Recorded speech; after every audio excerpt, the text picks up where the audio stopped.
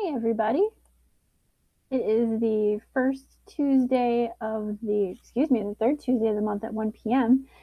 And that means it's time for Tuesday Tech Talk. All right.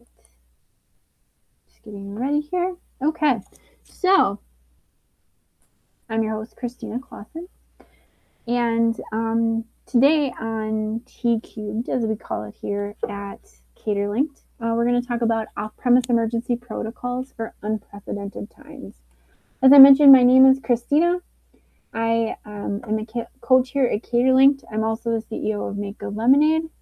So outside of Caterlinked, I actually help restaurants with onboarding off-premise technology and making sure that they can take advantage of that technology. These are some softwares that I'm familiar with. There are more that I'm familiar with that aren't on this list, but these are the ones that I have the most experience with. So if any of these catch your fancy and you'd like to talk about them, I am happy to nerd out. Just reach out on Caterlinked, and they're almost every day. So as I mentioned, we're going to be talking about off-premise emergency protocol for unprecedented times. I'm in Minnesota, and unfortunately, Minnesota's been in the news a lot lately because we are experiencing unprecedented times. This webinar today, will not be a political conversation. We're dealing with the facts. So the fact of the matter is, there are a lot of people in our community that are not leaving their homes. These are the more diverse members of our community. And as you guys are probably aware, I think that there's no argument that restaurants rely on a diverse kitchen. So what's happening is that restaurant staff isn't coming in. Restaurants are working with limited or no employees. So as a result, restaurants in Minnesota are either closed or have limited hours, or they're limited in how they're delivering food to their community. Restaurants that are open are seeing a 50 to 80% reduction in sales. And this isn't on the ground number. This is just something that I've pulled. I couldn't find any sources on it, so take it for what it's worth. What we do know, though, is that Latino-owned businesses are more drastically affected than other businesses in Minnesota. So, before we begin and go through some of the protocols, I want to level set with you. In this webinar, I will be highlighting specific companies to work with, because right now we're making lemonade, right? We're making do with what we have and what we can spin up quickly. In general, as a restaurant consultant, I am platform agnostic. That is important to me as a consultant, to be platform agnostic. One thing that people don't tell you is software companies are very eager to create partnerships with consultants. And what that means is, if I have a partnership with a specific software company, if I refer a client to that software company, I get like a finder's fee or a kickback. I personally have not entered into any of those agreements with software companies. I feel like it's important to be agnostic. I value my integrity, and I feel like my integrity could come into question if customers were to find out that I was taking money for their decisions, rather than just suggesting software based on the merits of the software itself. So in this particular webinar, I will be highlighting specific companies. I have no affiliation with them. It's just what I've used and I found to be most helpful. And your legal rights. I am not a lawyer. I can't advise you on your legal rights. But what I can say is, so anything in this webinar too, by the way, is not a legal recommendation. You should, look for the legality yourself in any situation. What I can say, though, is that in the state of Minnesota, we do have legal corps. Corps is spelled CORPS. And they provide free legal service to small business owners. I've used them before. They're fantastic. So I would definitely check those out. It's a nonprofit. And also protocols. So each business is different. Each restaurant is different. So the protocols that you're going to need for your business are different, right? Some restaurants have never had online ordering before in this day and age, but maybe they rely on foot traffic. Maybe they're just very Instagrammable, so they rely on people coming in. Maybe they have really strong relationships with local, like breweries, and maybe they make a lot of their money in alcohol. So some of those companies might not have online ordering, might not have a strong off-prem game. My hope is that we're amplifying this particular video to get to those people that need it. And if they need to set up online ordering, that's part of what we'll discuss today. So we'll go through different protocol, the most need to maybe the least need, or highest lift to lowest lift maybe, and then sort of go from there. So just so you know, we're going to start out pretty basic, but we'll get into it as the video goes on. Okay, so as we do every time we talk on the third Tuesday of every month, we go through terminology. We don't want to accidentally gatekeep because we're using terms that other people may not be familiar with. So let's just go through them super quick. So 3PD and DSP can, like, some people interchange them. Some people argue they're not interchangeable. It's essentially like the third parties that deliver food on your behalf, or have marketplaces where people can order food through them instead of you. BOH is back of house, usually referring to your kitchen team. A call to action is giving someone instructions. Handoff mode is different ways people get their food, whether it's dine-in, takeout, catering, that kind of thing. Knuckle buster is a manual credit card machine. We'll talk more about that later. Super low tech. URL is a website's address.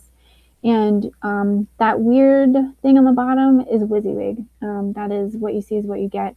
Generally, in website building protocol, it's like a drag and drop rather than coding with HTML.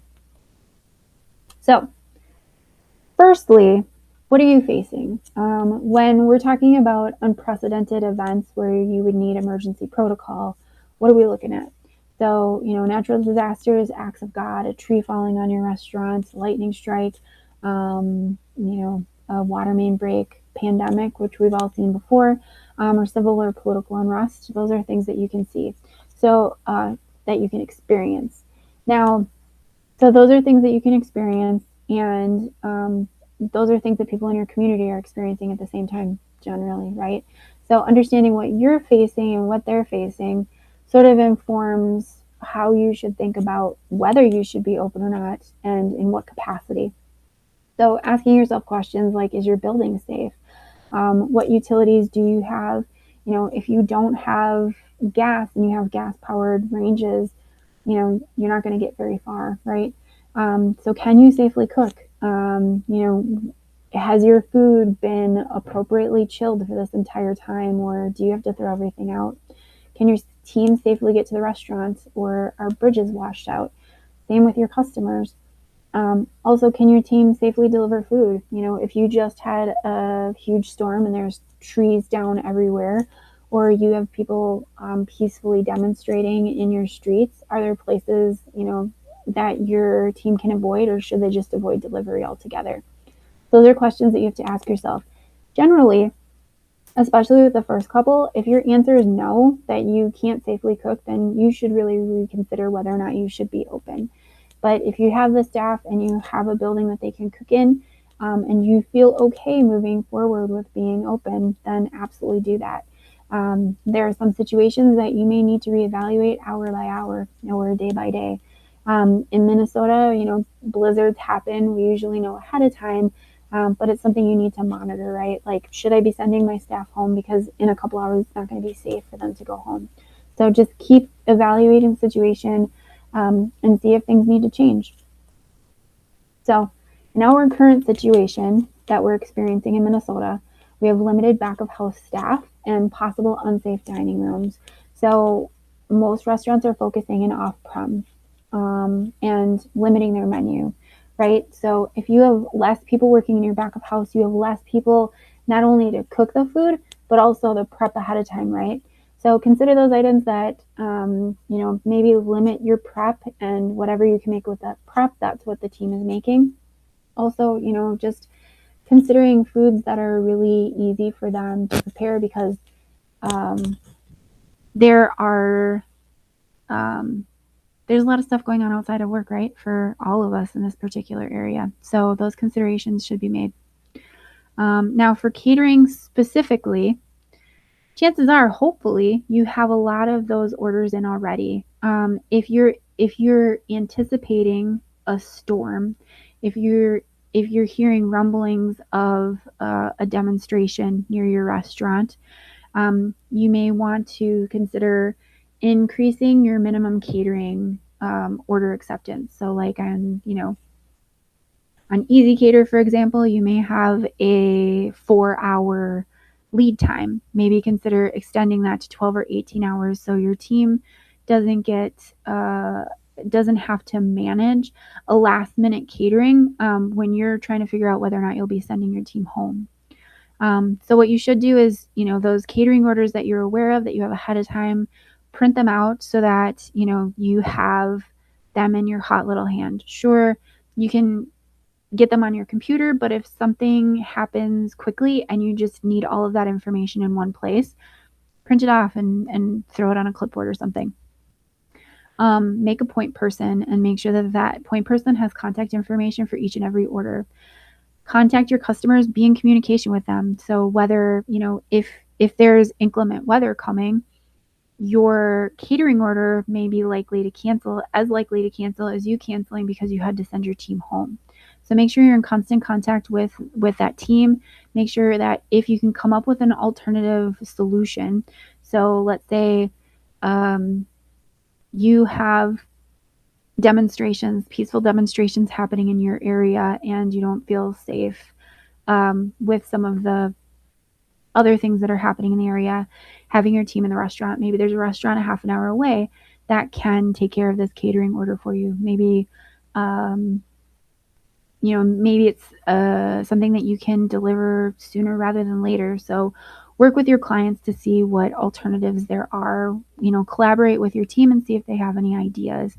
Also, just making sure that if there is an unprecedented time, clients may cancel and you want to change your return policy or cancellation policy, that you talk about that ahead of time with your team, because essentially what you're trying to do is empower them, right, to make those decisions on the fly, and those customers will appreciate, the transparency and the speed at which you're able to provide resolution. For non-catering, consider which handoff modes you want to have available. So depending on the particular situation, let's say that there's no good short-term parking. Let's say that you have construction. If you're in Minneapolis, you're probably aware of Hell's Kitchen, the restaurant. And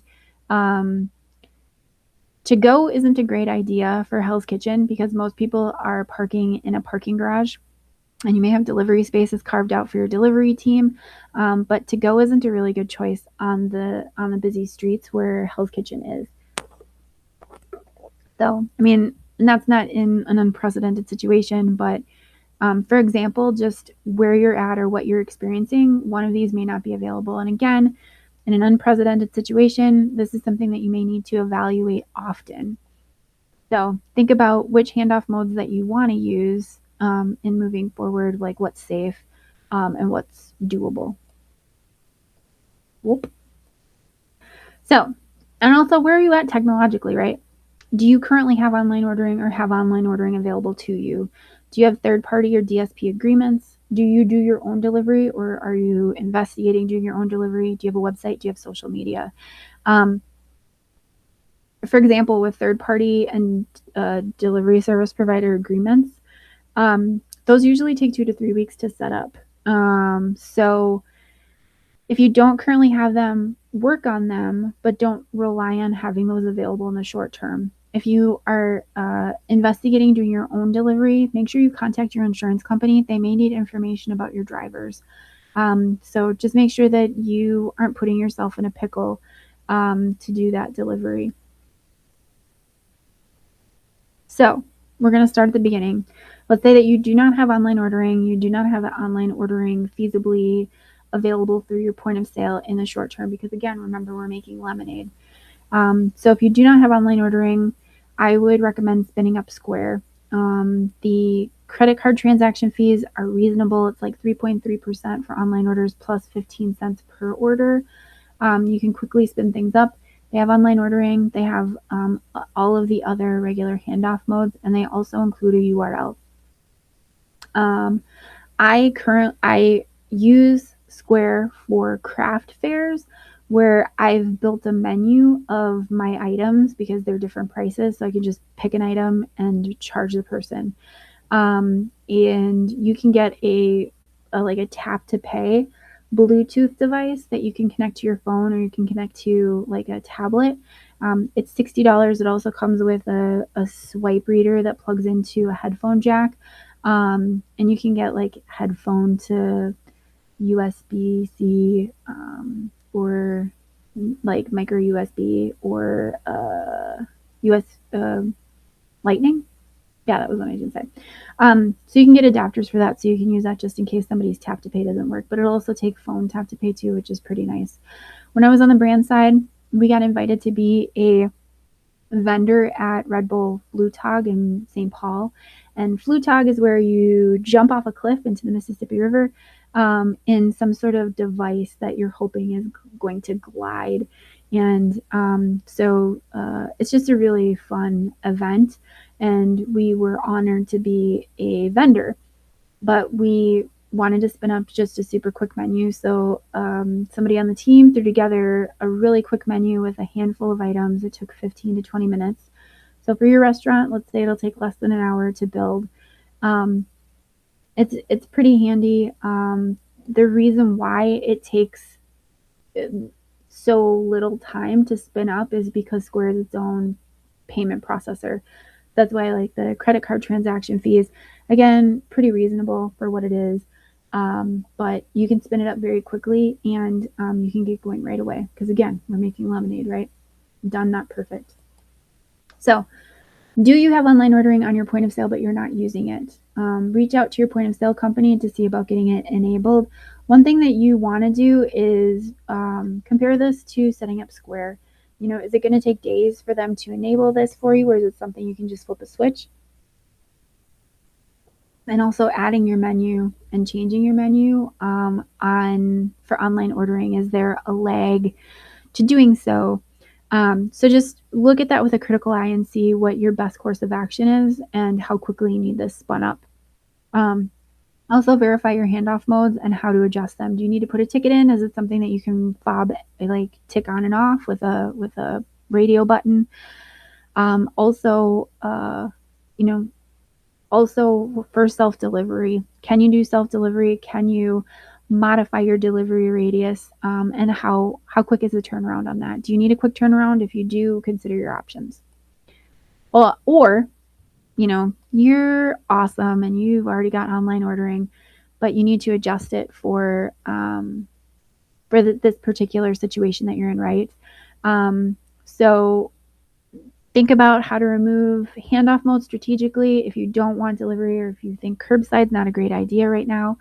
Is that something that you can do quickly? How much of a lead time do you need, so you understand how far in advance you need to be working on these things? How do you update your delivery area, and is it something that you can do often?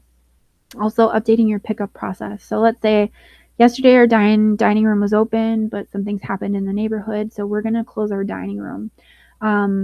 Making sure that your customers are aware of that process. On online ordering, it's kind of cool because you can usually do like a pop-up box or a banner that outlines that for your customers. So make sure you understand how to do that stuff, what the lead time looks like, so you know how far in advance you should be making these decisions, and what the lift looks like. Do you need 15 minutes to do this, or you're going to have to carve out an hour to get this done?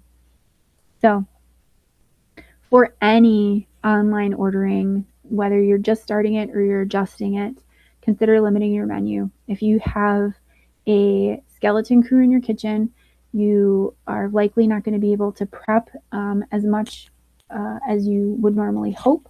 Also, making sure that they can handle the limited prep, and then limit your menu accordingly. Consider handoff modes, what's safe. Do you not want people hanging outside around your business after dark? Or do you not want them to deliver to certain areas because of washed out roads or peaceful demonstrations? Do you need to change your pickup protocol, and how do you notify the customer of that? We'll talk about your website and social medias in a second, but can you do that on your online ordering? Can you have a pop-up box? Can you put a QR code on the door of your restaurant so walk-by customers that you're accustomed to can order online? Do they need to call a phone number for you to answer the door? You can pick up like a Bluetooth doorbell, so you have like the doorbell on your door and the speaker in your kitchen. You can also, I think, connect buzzers to your Bluetooth speakers as well. You can go on Amazon and find that. But ring the bell, and then maybe they show you their order number through the door. So walk through what that process is. Make sure that your team is clear on the process and your customers are also clear on the process, with windows on the door, notifications on their online ordering, and as we'll talk about on your website as well. And understand how to update your delivery radius, because especially in the unprecedented times that we're looking at right now, that's something that you're probably going to want to consider is changing it often. So speaking about your website, keep your patrons informed. Add an online ordering button. The call to action should be order now or order online. And then that button, usually in WYSIWYG online ordering, you create the button and then there's a link underneath it. You can link to an external site rather than referring them to a page within your site. So just throw that URL onto the button. Make sure you test it. Make sure you go to the correct place. Update your hours regularly. If your hours are changing day by day, make sure that you're updating them online. Even consider putting a line underneath like updated on such and such date. Consider a blog too. A blog's a good way to keep people, especially people who care about your restaurant, understanding sort of what you're going through and how things are changing.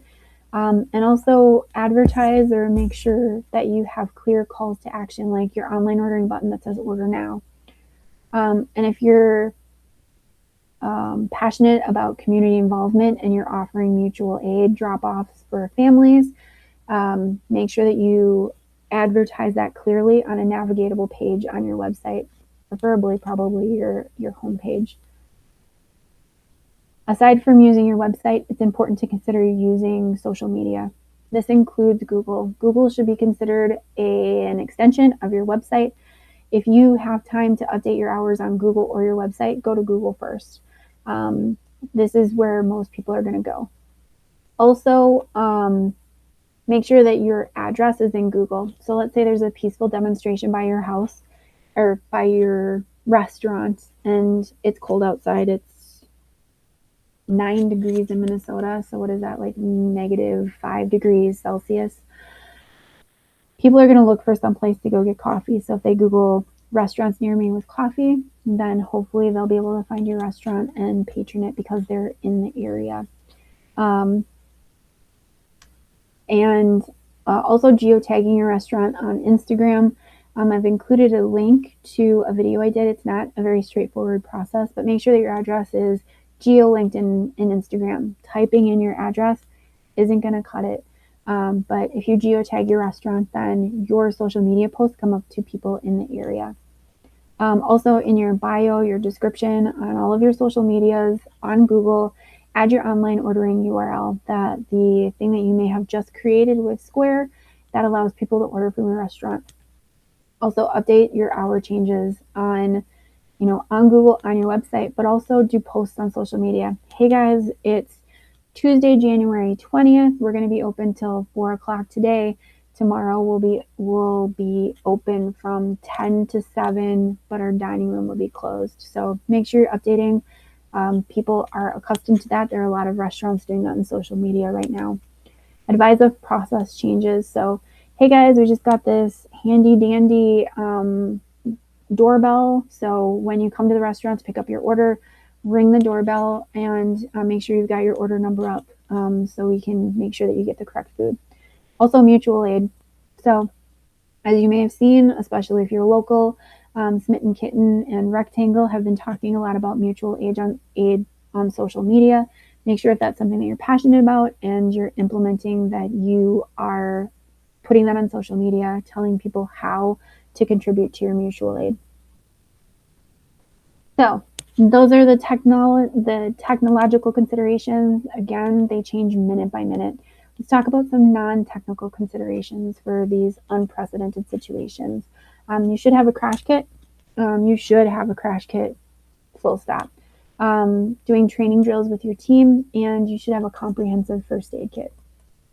So, what is a crash kit? A crash kit is a bunch of stuff in like a big Tupperware bin that you should keep in your office. Or if your restaurant is big enough to have a storage room, in a storage room. Especially if it's in your office, keep it up high. If you put your crash kit under your desk, it's gonna, you and I both know that it's gonna disappear under a mound of a bunch of other stuff that you need to have in the office. So keep it labeled, keep it high, and keep these things in it. A manual credit card machine, which is what's pictured here. It's also called a knuckle buster, with carbon copy receipts. You put the credit card down and you run the makes a ka-chunk noise over your credit card, and it keeps a carbon copy of your card. So these receipts must be carbon copy in order for that to work. Also, paper tickets and pens if you're able to take orders during that time. Especially, it's a good idea to have carbon copy orders or tickets, just so that you have a record. Your customer may want a receipt as well. A cranker battery powered radio, especially if you lose power. This is a good idea if you know a storm is coming up, keeping like a weather radio station up in the back of house just to make sure that you're apprised of the situation. Flashlights and glow sticks.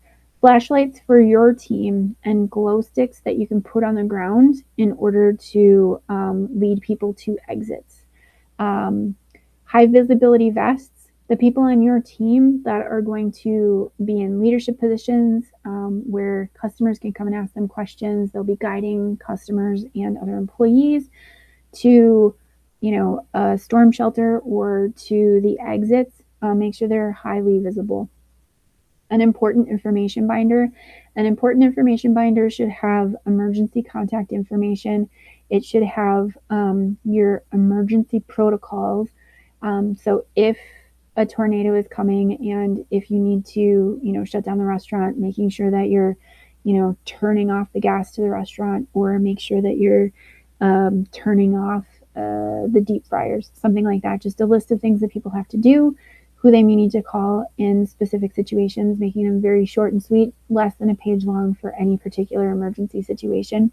And importantly as well is where the gas shutoff is, the water shutoff, the electric shutoff for the building. So, if you think you're going to get hit by a tornado, turning off your gas is maybe a great idea. I don't know, I'm not an emergency technician, but it feels like it, some of those things may be important to do in an emergency situation.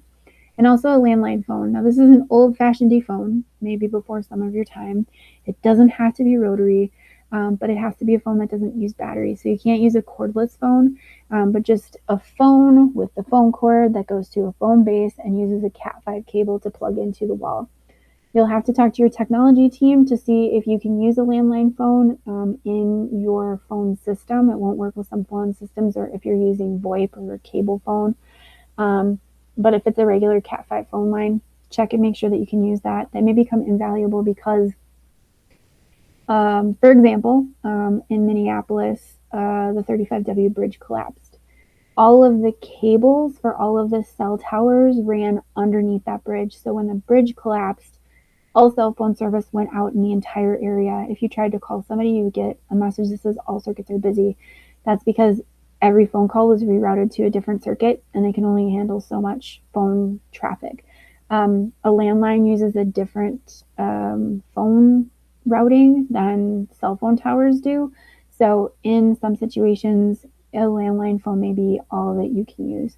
So if your phone system can use it, it's a valuable tool to have. Now, talking about training drills, in Minnesota, on the first Wednesday of every month at 1 p.m., all of the sirens are tested for the emergency broadcast system. When the first Wednesday of the month at 1 p.m. rolls around, and none of us are aware, it always catches us by surprise. That's a really good opportunity to have a conversation with your team and say, hey guys, if there is a tornado, here's where you need to shelter in place. Here are the other things that you need to do. You need to grab the crash kit with you to bring to that area, for example. Or if there are more common situations, like if there's a power outage in Minnesota, it's very cold out and it gets colder out. It's going to be about, I think it's going to be negative 30 sometime later this week, which is close to negative 30 Celsius. We experience water main breaks. We experience a lot of water main breaks in the wintertime because pipes get really cold or they freeze and they burst. So what should your team do in case of a water main break? So having those conversations with your team, making sure that there's some documentation somewhere. So if they're in the middle of that situation, they can refer to it, is great. The more information your team gets, the more informed your team, the better you'll be. And lastly is a first aid kit. OSHA requires that you have a standard first aid kit. You should be checking it every quarter. I hesitate to mention it, but you should have gunshot wound care. It's one of those things that it's uncomfortable to talk about, uncomfortable to think about, but if God forbid you're in a situation where you need that, it could save a life. Also, CPR and first aid training for your team. People need CPR. Sometimes people need to understand how to do the Heimlich maneuver. My recommendation would be provide an opportunity for your team to take that training. And if you're hiring new team members, let's say you usually hire them at $17 an hour. Maybe you start hiring team members at $16.50 an hour. And then when they go through CPR and first aid training, they get a 50-cent raise. So that incentivizes your team, but also you're working along the same parameters as, it's not overextending your budget, right? So definitely consider that. But yeah, those are some non-technical ways to prepare yourself for unprecedented situations. I hope none of you find yourself in an unprecedented situation that we're finding ourselves in right now in Minnesota. But if you do, we're here to help. So you can reach out to me at makegoodlemonade.com. But also, if you are a restaurant that is finding yourself in an unprecedented situation, similar to what we're finding ourselves in Minnesota, please let me know. I will waive my consulting fee to help make sure you're able to stay open during these difficult times. We all know that restaurants is a game of pennies. So ensuring that you guys can weather the storm is something really important to our community. So you can reach out to me at Christina at makegoodlemonade.com if you need it. Thank you guys for your time with this uncomfortable topic, but necessary. What kind of questions do you have?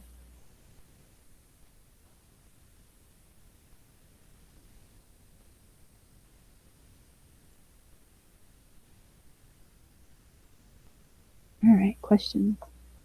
Okay. For catering specifically, how should operators handle large pre-booked events during sudden disruptions, and what should be communicated to customers right away? So I think number one is having that conversation as quickly as possible. It does depend, right, on the situation, on whether or not you're able to provide that, if you're able to honor that order. If you are able to honor that order, just double checking and making sure with the customer as early as possible that that they are still having their event.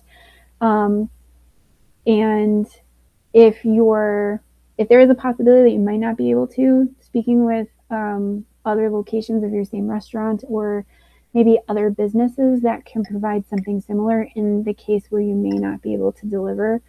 But I think just keeping the lines of communication open, even if you don't know if their order is going to be affected, just making sure that you're level setting with them, saying, you know what, we're not sure what's happening, but sort of here are some of the options that we're anticipating if something happens.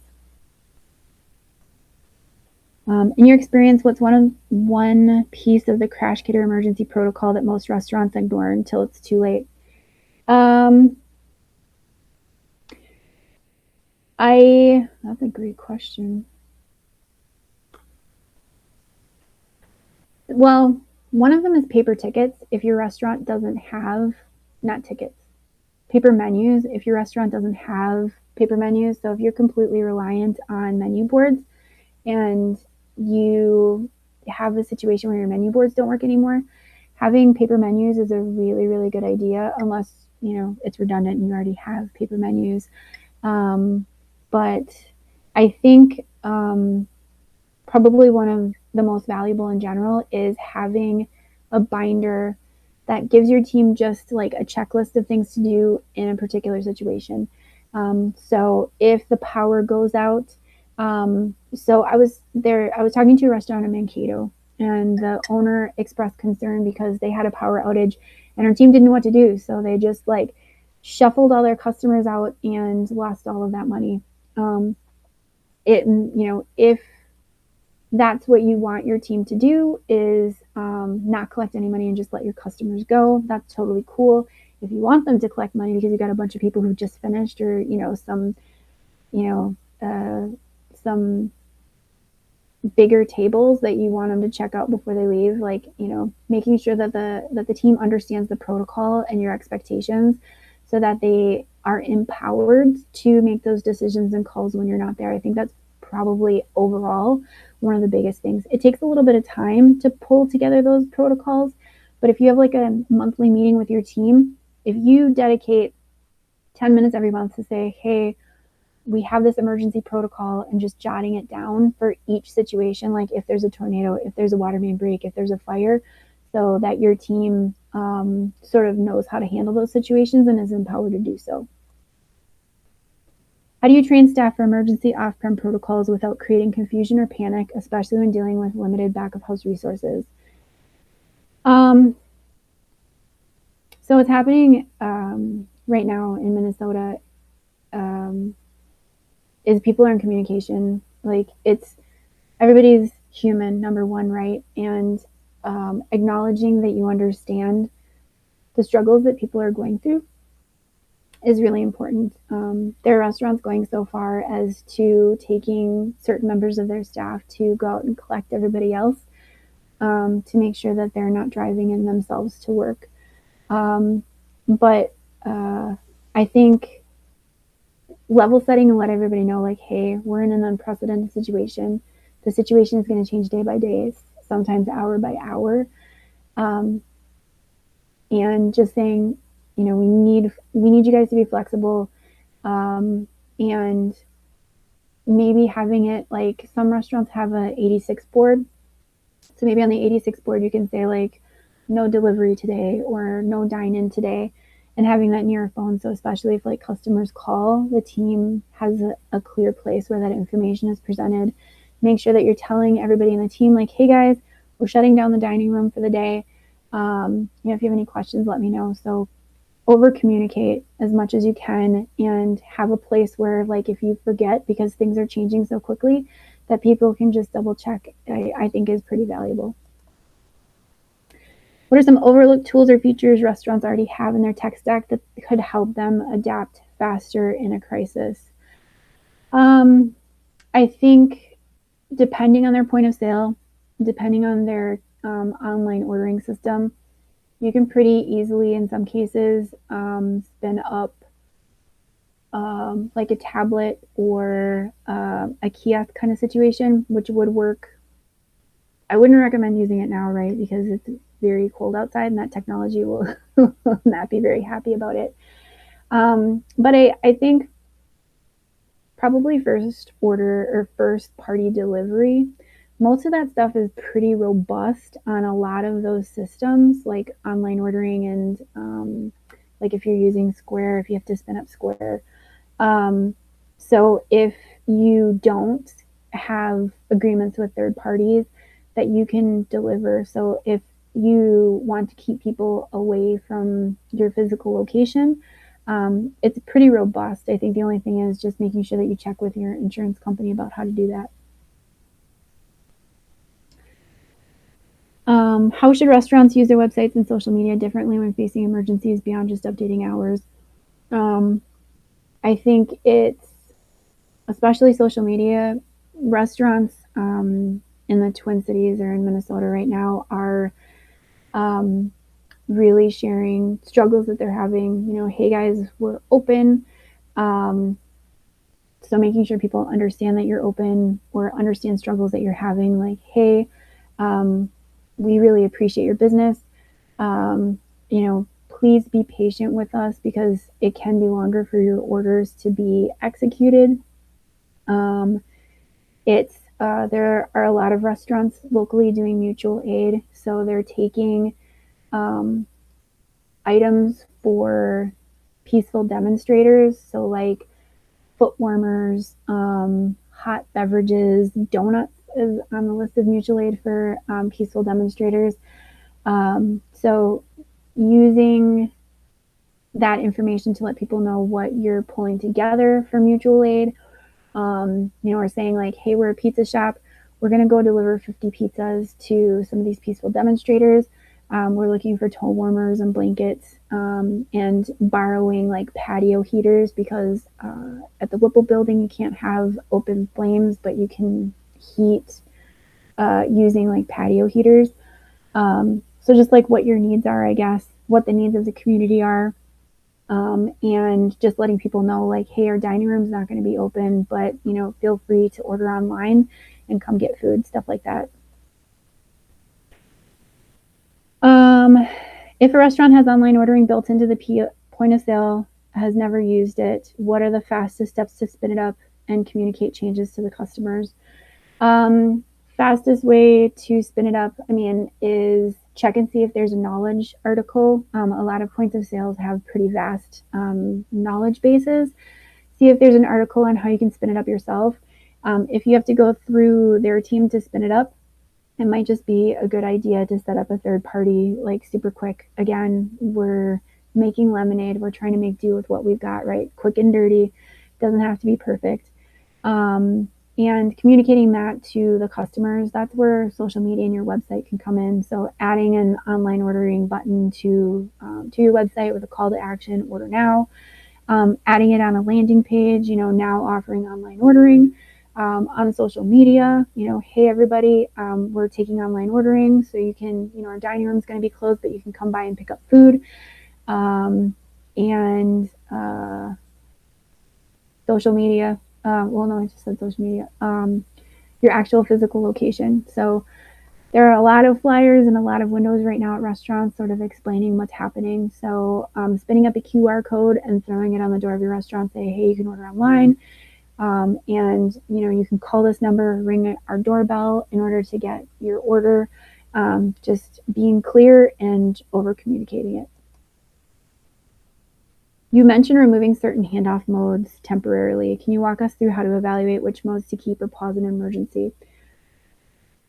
I can, and I'm speaking specifically about the situation that we're having now, where um, there if there are a lot of enforcement people in the neighborhood and you don't feel safe keeping your dining room open, then if you have some sort of dining room handoff mode or even to go handoff mode, you may want to consider shutting those off because your team and your customers may not be feeling safe, um, or in delivery. So on Friday, this Friday, there's going to be a walkout demonstration in Minneapolis at 2 p.m.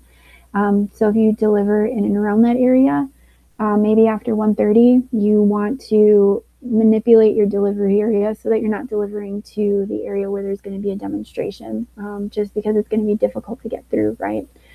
Um, Maybe, gosh, what else? Those probably cover most of them, but um, you know, it depends on the situation. Let's say it's not this particular situation, but let's say that there's like a tree fell on your restaurant. Your kitchen might be open, but maybe your dining room isn't open. Maybe you've got people working on that, so you don't want anybody to do pickup and you just want to do delivery. So, changing that so it's delivery only. And again, using social media to let everybody know, like, hey, we just installed an unexpected skylight, so maybe don't come to the restaurant right now. But it depends minute by minute. I mean, right now there are restaurants evaluating all the time to see whether or not they need to have them open. It sort of depends on the situation. What's the best way to manage 3PD and DSP relationships in real time when safety or delivery capabilities are changing hour by hour?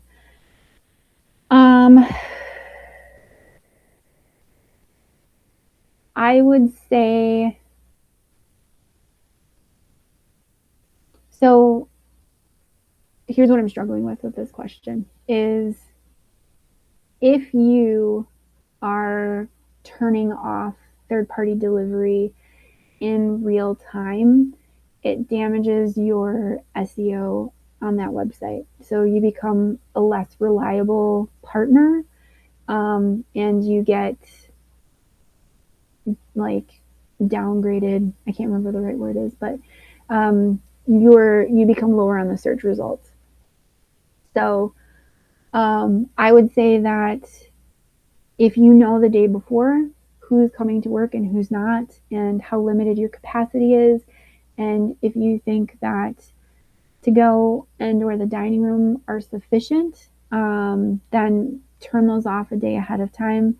With things changing hour by hour, though, it's probably a good idea just to reach out to your reps if you have one, or that company, and say, hey, FYI, we're experiencing changes hour by hour, so we may be pausing this.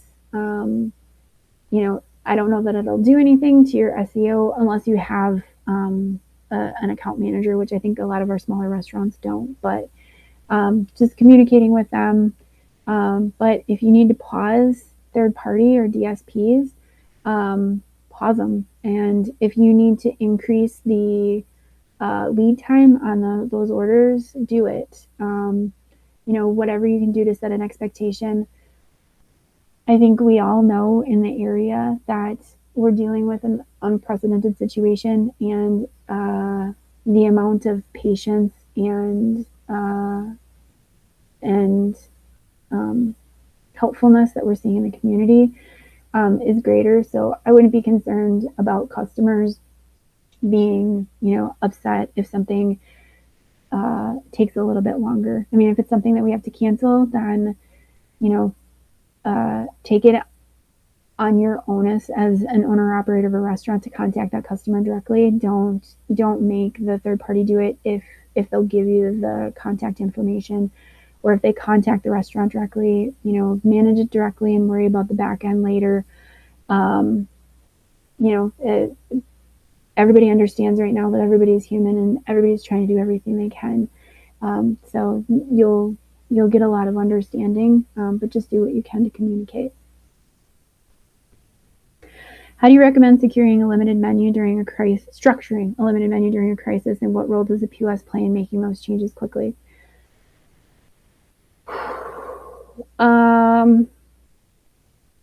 It's difficult. In my experience, 86ing thing in a point of sale quickly is an oxymoron. It's not something that's being done quickly in a point of sale. I would recommend managing that on your online ordering, on your third-party delivery, as far as slimming down a menu. I think understand what your team can make quickly and what stays well when being delivered. You're still trying to have some sort of quality when people are getting their food. So take a critical eye to your menu, and what's really complex for the team to prep or make. And especially if you have a limited back of house staff, start understanding like what's realistic for them to prep, and that should help inform how you structure your limited menu. And obviously things that weren't good at being transported before are still not going to be any good for transporting, like souffles. You know, I don't think anybody's delivering souffles. But, you know, we had a restaurant that had a 45-minute pot pie, and, you know, they started 86ing it themselves from online ordering because it's just too long for prep right. But, you know, work with the team, see what they can do. It may be something that you have to look at day by day, but um, use it based on your team's capabilities. What are the most common mistakes restaurants make when trying to pivot to off-prem services during emergencies? I think not communicating. So not having something on the door of the restaurant like, hey, our dining room is closed, or hey, online ordering, or hey, call this phone number if you want to pick up your order.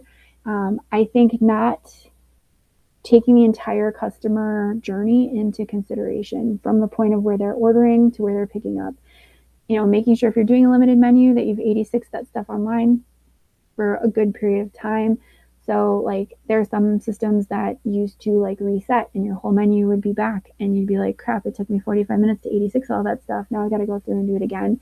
So, you know, making sure that, that you're taking that entire journey into consideration, and providing like one of the things, and people have this issue with off-prem in general already and with catering pickup orders, is like expecting that they're going to know what to do when they get to the restaurant. So if they need to go to the bar, have a, you know, pick up orders here over the bar, or like, you know, see hostess for your online orders.